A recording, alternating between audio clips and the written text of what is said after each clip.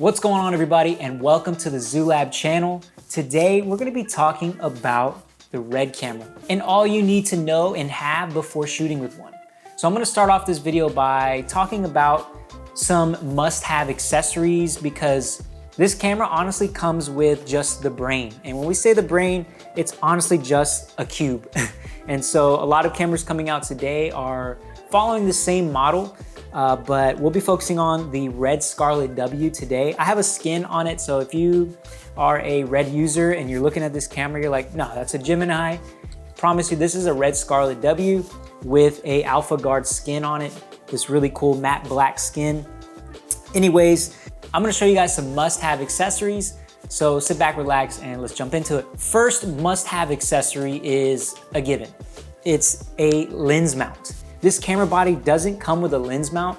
It actually comes, again, like I said, just a box, and you have to buy a lens mount separately. So that's first and foremost, is to make sure that you have a lens mount. On this one, I have an EF mount. We do a lot of event coverages, quick run and gun B-roll, and having that electronic control with my lens is really nice, especially when I start talking about this side handle here, where I can control aperture, I can control ISO, I can pull focus on this handle. But first and foremost, you need a lens mount. Okay, next accessory that I would recommend is having a monitor. Obviously, you need a monitor to see your image from this camera. This is a proprietary monitor for the RED DSMC2 cameras, especially if you don't want to have any wires or anything. This monitor connects straight to the pogo pins on the camera, and so that way you don't have to have any wires or cables. If you're building out a camera like this, I had a Z-Cam for a long time, same kind of modular setup, a box cam, and I had to have an HDMI cable and a dummy battery connected to the monitor. So that's two cables already coming just from the monitor. So it's cool that RED has built this ecosystem around their accessories where you don't need any cables. It's really, really nice and neat. Yeah, definitely you gotta have a monitor to be able to see your image and to be able to control your camera. I'm gonna talk about menu navigation here in just a second. So I will bring the camera around to show you guys what you're seeing on screen and how to properly navigate and set up presets. The intuitiveness of the screen is a little bit older technology. It's kind of like some of the old Android phones. I used to have a Google Pixel, and you know, I would scroll and 5 seconds later it started going up. It's not that bad, but you know, it's still pretty nice, like touch screen. It's really nice to have, control your camera all on one little monitor, but definitely must have is a monitor. And the next accessory is going to be some type of battery pack. In the back of this one, this is the Expander IO. Basically, this gives me ability to attach V-mount batteries, and it also has audio headphone jacks, USB. It also has sync controls, HDMI, and SDI, and DC barrel in. So definitely tons of additional inserts and plugs, and then the V-mount battery you have to have to power your camera. And the next accessory is going to be handles, either a top handle or a side handle or both. You know, I have both because I have different shooting styles. Sometimes I want to go, you know, in low mode. I want to just hold the camera by the top handle and go a little bit lower. Sometimes I want to keep it by the chest, 3 points of contact, and so I'm holding it here by the side handle. On the side handle, this thing is legit, y'all. This thing pulls focus, stop start recording button. It has a dial here to navigate through the menu a little bit easier. When I show you guys some of the controls on the menu, you're gonna be blown away. If you've never seen it before, you're gonna totally be overwhelmed. Trust me, I was too. But having this little spin wheel here is super clutch because you can go through the menus a whole lot faster than if you were just scrolling with your finger. Customizable buttons, so we have A, B, C, and D. And on those buttons, you can literally set that to anything you want, anything you desire. You can have, for me, I have my A and B buttons. So when I'm shooting like this, all I have to do is use my thumb and I just click on the A and B buttons. I have the edge focus. So if I'm shooting B-roll and I need to check focus real quick, I just tap the B button. And then for the A button, that's if, you know, camera's on sticks or something and we're checking exposure, I have my false color on A. For the C and D buttons, I have that set to aperture control. So if I need to quickly change aperture, if I'm shooting run and gun and I need to quickly get some more light into the lens, then I'm gonna go up on the C button and that's gonna open up the aperture more. If I need less light, then I'll go down using the D button and get less light into the lens, close down the aperture a little more. On the dial right underneath it, I have that set to ISO. So, you know, and I have increments. So I don't have all the ISO numbers. I'll show you in just a second how you can do that on your monitor. But I basically have that dial set to from 640 ISO, and I go up once, it goes to 800, then I go up once again, it goes to 1250, I go up once again, it goes to 2000 or something like that. So a quick menu button here where this literally can be set to anything you want again. But what I have this set to is a quick menu to initialize my lens. If I change a lens on my EF mount and put a different focal length, then I'm gonna have to initialize that so I can use my focus wheel. It has to kind of recalibrate essentially. Then we have the stop start here. So really clutch handle. The side handle, I would say, isn't necessary to get up and going, but it definitely is nice to have. And it makes shooting a whole lot more fun on the RED when you have controls like this, especially if you're a run and gun event coverage shooter, or you shoot B-roll at a rapid pace. You're gonna wanna have this side handle. It's pricey. Again, getting into this ecosystem is not cheap, just so you know. I'm sure you already do, but it's totally worth it. It's so fun. It's been such a joy to use this camera. The images coming out are incredible, and I've had so much fun working in post-production with it. And for me, I really enjoy having clean and neat rigs.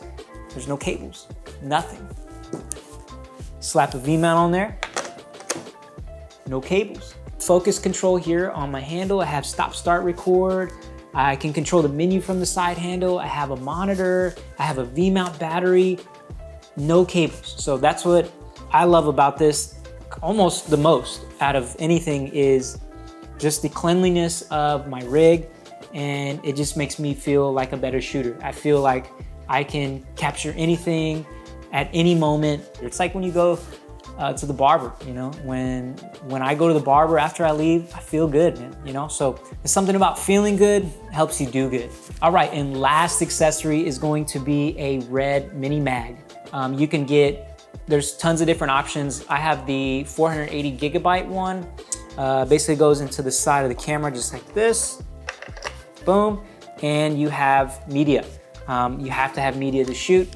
So I would say there is 1, 2, 3, 4 must-have accessories to be able to even shoot on this camera: monitor, a mount, a memory card, and some sort of battery pack on the back. All right, that's enough about accessories. Let's flip the camera around and let's talk about menu navigation. All right, guys, so let's go ahead and run through the menu system here on the RED DSMC 2 camera.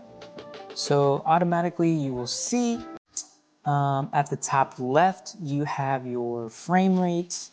And so as you scroll through the frame rate here, you're gonna see a bunch of different numbers. Every list that you see is editable. So you can go to edit list and you can literally have as many frame rates. So if you want just like the common frame rates, like 120 frames, you'll go to custom and you can clear all and restart. And then as you go through the menu here, you can just say, hey, I want to add 120. And then you maybe go to, 59.94 or 60 frames. Let's add that. It says remove now because I already have it in there, but you'll notice a little check mark once you add a frame rate. So if you want to change your time base to, say you want to shoot in 24 frames, then you'll come down to 23.98, select, hit OK. And now you're in 24 frames, ready to shoot real-time stuff. So here's all your frame rates, and I'll show you in just a second my favorite presets so that you guys can jump in and you don't have to worry about all these numbers every time. It's good to go through the menu so that you can understand where everything's at, and so that you can understand your camera more. But go ahead and move on. Right next to the frame rate, you have your ISO. And again, same thing, you can edit the list. and you can add whatever number you want. So for me, I have 250 ISO, which is the lowest ISO you can go to on this camera. And then I have 400. So my increments are 250, 400, 640, 800, 1600, 2000, and 2500. I feel like in this camera, 2500 is kind of the max before you start to see some pretty heavy noise. But I really like the images coming out of this camera at 800. That's gonna be your native ISO for this cam. Then we have our aperture here. Again, if you have an electronic EF mount connected to this camera, then you'll get this control here, this aperture control. So you can go, f2, 2.8, boom, boom. You see how it's starting to change our lighting. The next setting we're gonna be looking at after our aperture is going to be our shutter angle. And I have it set to shutter angle. You can set this camera to shutter speed like you are used to in your mirrorless cameras or DSLRs. But for me, and the industry standard in the cinema world is shutter angle. It's so much easier to use. When I change frame rates, I don't have to change shutter angle. It just stays at 180 degrees. So I hardly ever change this unless I'm doing something creative with my frame rate. All right, and so moving on, we have white balance. So again, same thing as the other options on the list. You can edit your list and add whatever white balance numbers you want. Under advanced, this is really important. I feel like this specific camera, I can't speak for any of the other RED DSMC2 cameras or like Komodo or anything, but I feel like this sensor definitely pumps out a little bit more magenta. So what I do here is I go -8 towards the green side, or the minus green is the technical term. So you can just tap in here. Next up is going to be our resolution. So we have tons of options here. You have all the way up to 5K. This is gonna be your like open gate setting where this camera is gonna be the highest resolution and the largest frame size that you can shoot on this camera.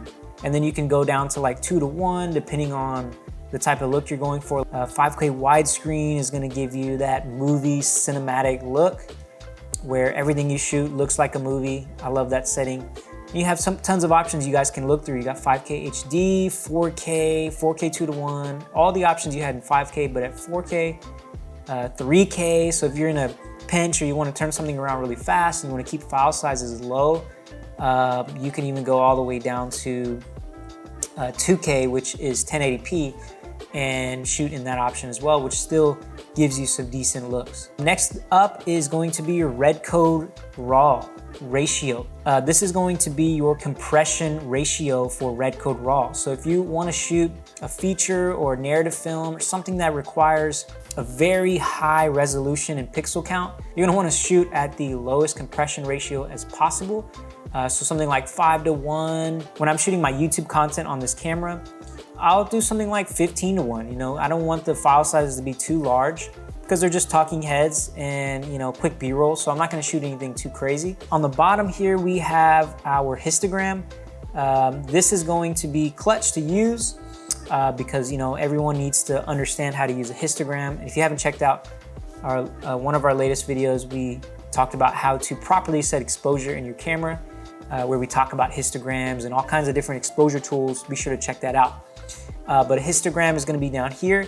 And this is really nice to have. RED has these really cool features. Next to the histogram, you have like these goalposts. Anytime the goalpost fills up on the left, that's telling you you are underexposed. Anytime it fills up on the right, you're overexposed. And these traffic lights start to fill up when you get overexposed. So that's when you're really in bad, deep waters there and you need to bring your exposure down when these little lights right here start to fill up. So you have some really cool exposure tools here at your disposal. Right next to that, if you hit this button here on the bottom left, that's gonna take you to your playback. So once you hit that, you'll start to see, you can see all of the images that you captured. And this is a really neat feature here where you can just scrub through really easily on each clip. So if I find a clip here, I hit play, boom, I can literally just like scrub through by just sliding my finger. So it's a really cool option. And then if you want to see all of the clips that you shot, maybe you want to jump to something before, you have all of these clips here in a nice grid format. So that's really cool. And you just hit that bottom left button again to exit the playback. Take a few seconds to go back. And down here, this is just gonna show you your temperature. So anytime you see the T and E letters in red or yellow, that's gonna tell you that, hey, your camera's getting too hot, or that's kind of an indicator that you need to recalibrate your camera by doing a black shade calibration. If you need any more info on that, you can search that. They have tons of videos on Red's YouTube channel talking about black shading and how to properly do that. But you can see my letters here are green, so that's green means go. Right here we have our SSD. This is where you can eject your media, you can format your card, all that good stuff, or check how much storage you have left. And then next to it is gonna be your voltage or your battery percentage. There's certain batteries that you can use on RED cameras that will actually show you the percentage of your battery, which is really clutch, or the time remaining on your battery, which is huge. Now let's jump into some quick presets that I like to use. So if you notice, when I swipe left on the monitor, there's some presets here, and it goes away really fast, so I'll try to run through it really quick. So basically when I swipe, those are my favorite project settings. So you can see at the top I have 5K 24, so when I hit that, boom, it's gonna take me to the settings for 5K 24 frames per second. So wait till this goes away, don't click on it, I always do that, but wait till that goes away, then you can click. So now I'm on 5K 24. And when you do that preset, literally everything saves. So my ISO will go to, like if I had it at 2000 or something for something else I was shooting and I hit that preset, it's gonna take it back to whatever I saved it as. So, you know, whenever you wanna save a preset, I'll show you once so that you can see how to do it. But basically you set all of these settings the way you want them to be set. So I'm gonna head over to the menu button and then I'm going to go to presets. So whenever you get in here, you're gonna hit create. I already have one created, but I'll create another one just for you guys. So we got 5K, I'm gonna call this 24, and I'm gonna hit okay. So now what I wanna do is basically take whatever I want from the left and bring it to the right box. The box on the right is gonna be your new preset. You can just hit all, go to key, you can hit all, go to look, all, project for sure, hit all. That's where you're gonna get all your settings for your frame rate, your resolution, your compression ratio, system, hit all, and just hit create. That's it. Preset already exists, so you know I already have that, so I'm gonna hit cancel, but you would hit replace, or you would hit create, and it would create for you. And then you can just drag up here and find it, 5K 24. To put it on the monitor where you swipe left, this is how you'll do that. So you'll go to settings, setup, you'll go to keys, and you'll go to soft keys. So soft keys, so you can see here 1, 2, 3, 4. This is what's gonna show up whenever I swipe left. On the left, this is what's gonna show up when I swipe right. So you can go here and just apply a preset and you'll search it. You'll search 5K 20, I'll just do 5K and hit okay. There it is, boom. You see how it says apply preset 5K 24 FPS. I'm gonna hit yes, and it's in there. And again, once you set these presets, I can literally go in here, oh, I wanna shoot 48 frames a second. Man, I just hit that button and we're already in there. Look how fast that was. I don't have to go through all these settings here. You know, if I want to, you know, shoot in 4K 120, 5K 60, it's right there. And on this side, I have different LUTs. You know, if I wanna change the LUT or the look on the monitor, it's all right there. And then last but not least, going through the menu really fast, image. Under image, you're gonna have image pipeline. So that's gonna be your color space. And then you can have different color space and gamma curves. So you can, right now I'm shooting in red wide gamut RGB. That's just gonna be the default settings for if I wanna shoot in log. And red gamma 4 is what I've found the sweet spot for the LUT that I'm using on the monitor. So that's not too punchy or contrasty. I use red gamma 4 and red wide gamut RGB. But there's tons of settings here. You can go drag and color, Rec 709, you can bake in Rec 709, all kinds of different cool things here under the image pipeline. And then here you can change it to log 3G10, which is a lot of people will film in, but I found this to be a good sweet spot. ISO, This is gonna give you even more control for your ISO. You'll see the big number here, ISO, where you can change it 800 to like 2000. But when it's right here, when it says FLET, you know, you need to do like small increments. You know, this goes like 0.3, 1.4, really small increments. So your ISO is going to be like moving in feet and your FLET is going to be like moving in inches. And then you have a shadow option here where you can literally raise up or lower the exposure in your shadow. So really cool, customizable stuff. There's a lot of different options here. I'm not gonna go through all of them, but just my favorite ones. You can go and change your curve. You can literally make an S curve in here, just like you would in your color grading section of Premiere Pro or DaVinci Resolve. So really cool to have that. And under image, here's where you'll import your LUTs. So you'll just hit import, export, make sure you drag in a .cube file onto your mini mag and then plug it in, and this is where you can import that. Pretty cool stuff on this. So tons of customization, guys. I encourage you to really run through the menu system. It's a world of options. I mean, it is endless. You really won't be able to find anything on this camera that you won't be able to customize. And that kind of just really makes me appreciate the camera that much more, because I can make it however I want. Hopefully you guys feel more comfortable on how to operate a RED camera, what accessories you need to get up and going, and how to navigate through the menu system and creating your own menu presets. Be sure to leave us a like, comment, or let us know what kind of videos you guys want to see. Don't forget to subscribe to the channel and hit that notifications bell so you don't miss any of our future videos. We appreciate you guys a ton, and we'll see you guys in the next one.